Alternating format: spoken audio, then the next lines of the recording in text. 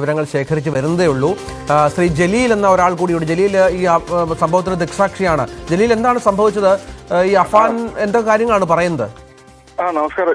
ഞാന് വെഞ്ഞാറമൂട് ഈ മാണിക്കോട് മഹാദേവ ക്ഷേത്രത്തിൽ ശിവരാത്രി ഉത്സവം നടക്കുന്ന സ്ഥലത്ത് ഞങ്ങളുടെ 3 ആംബുലൻസുമായിട്ട് കിടക്കുകയായിരുന്നു. ആ സമയത്ത് പെട്ടെന്നൊരു കോൾ വന്ന് 3-4 ആംബുലൻസ് പെട്ടെന്ന് വരണമെന്നും പറഞ്ഞിട്ട് അറിയിപ്പ് വന്നത് പേരുമല സൈഡിലേക്ക്. താങ്കൾ ആംബുലൻസ് ഡ്രൈവറാണോ?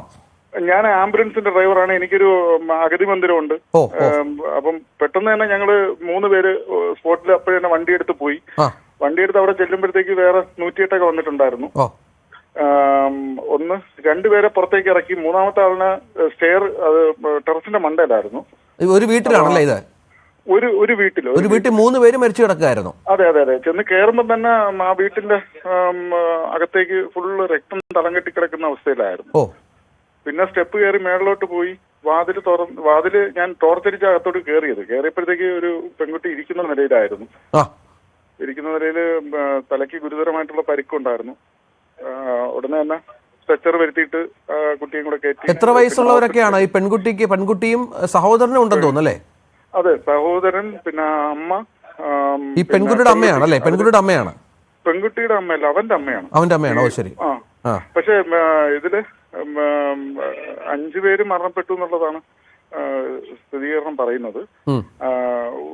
അവന്റെ അമ്മ അതീവ ഗുരുതരാവസ്ഥയിൽ ഇപ്പോഴും ഗോകുലത്തിലുണ്ട്. ഞാനിപ്പോ ഗോകുലത്തിന്റെ വാതിക്കൽ തന്നെ നിൽക്കുകയാണ്. അത് ശരി. ഇത് ഇവര് ഈ പറഞ്ഞ പോലെ ഇയാള് ഈ പോലീസ് സ്റ്റേഷനിലെത്തിയാണ് ഈ വിവരങ്ങൾ പറഞ്ഞത്. എങ്ങനെയാ താങ്കൾ കണ്ട കാഴ്ച എന്തായിരുന്നു? വെട്ടിക്കൊലപ്പെടുത്തിയതാണോ അതോ? അല്ല, വെട്ടിക്കൊലപ്പെടുത്തിയ ഒരു ഇതില്ല. പെൺകുട്ടിയാണ് യഥാർത്ഥം പറഞ്ഞാൽ ഞാൻ കണ്ടത്. പെൺകുട്ടിയുടെ തലയിലാണ് മാരകമായിട്ടുള്ള ഒരു മുറിവ് കണ്ടത്. അത് ഒന്നില് ഹാമറോ അല്ലെങ്കിൽ ഈ വെട്ടുകത്തി പോലത്തെ അതിന്റെ പുറം മാട് പോലെ ഈ പുറവ് വശയില്ലേ കൈപ്പിടിയില അതുപോലെ എന്തെങ്കിലും വെച്ച് ഇടിച്ചതുപോലെയൊക്കെയാണ് ഇരുന്നത്. മറ്റുള്ളവരുടേത് ഞാൻ പൂർണ്ണമായിട്ട് കണ്ടില്ല. അപ്പോഴേക്കും വണ്ടിയിൽ അവരെയൊക്കെ കയറ്റി കഴിഞ്ഞിരുന്നു. ഇപ്പോൾ ഈ 3 മൃതദേഹങ്ങൾ ഈ ഗോകുലം മെഡിക്കൽ കോളേജിലുണ്ട്. 2 മൃതദേഹങ്ങളും ഒരു അതീവ ഗുരുതരാവസ്ഥയിലുള്ള ഉമ്മയും. മറ്റു 2 പേര് എവിടെയാണെന്നുള്ളത് അറിഞ്ഞിട്ടുണ്ടോ? എസ്.എൻ. പുരം, വെള്ളാഞ്ചിറ, പിന്നെ ഒന്ന് പാങ്ങോട്. ഇങ്ങനെയാണ് ഞാൻ അറിഞ്ഞത്. അത് ഞാൻ ന്യൂസിലൂടെയൊക്കെ കണ്ട് മനസ്സിലാക്കിയതാണ്. അതെ.